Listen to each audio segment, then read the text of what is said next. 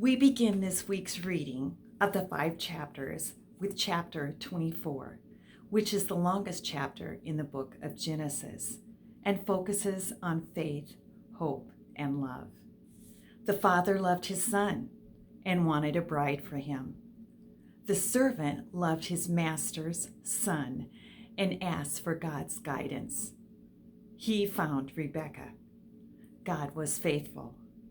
Little did Rebekah realize that a small act of kindness would open up an exciting new life for her. She had nothing to go on but the treasures she saw in the words of the servant.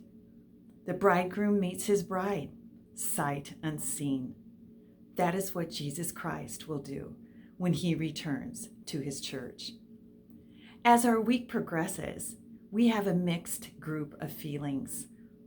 There is mourning with the death of Abraham, but also joy as Rebekah gives birth to twin boys, with a revelation that the younger one, Jacob, would carry on the Messianic line.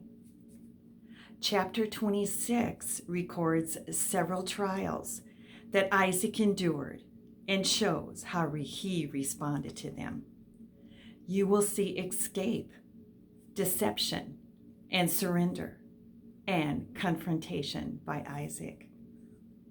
It is sad when the new generation initiates and does the same sin of the old generation.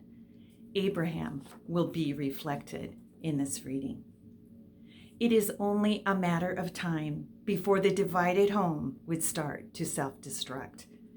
Isaac knew that God had chosen Jacob, the younger son, to receive the blessing, but he announced that he would give it to Esau.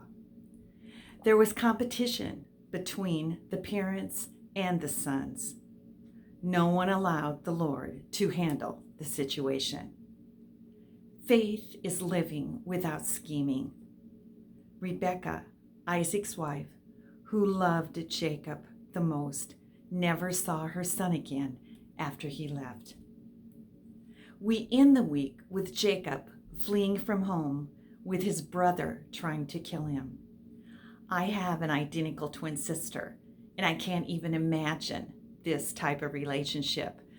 I love her dearly, and she is my best friend. But on Jacob's journey, there was a night of discovery. He discovered that God was with him and working for him and had a perfect plan for his life.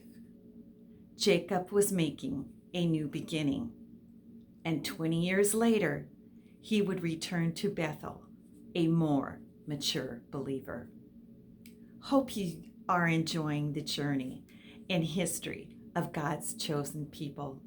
Enjoy the Salt Shaker devotions, and remember that biblical shakers will make reading the Bible more enjoyable for you.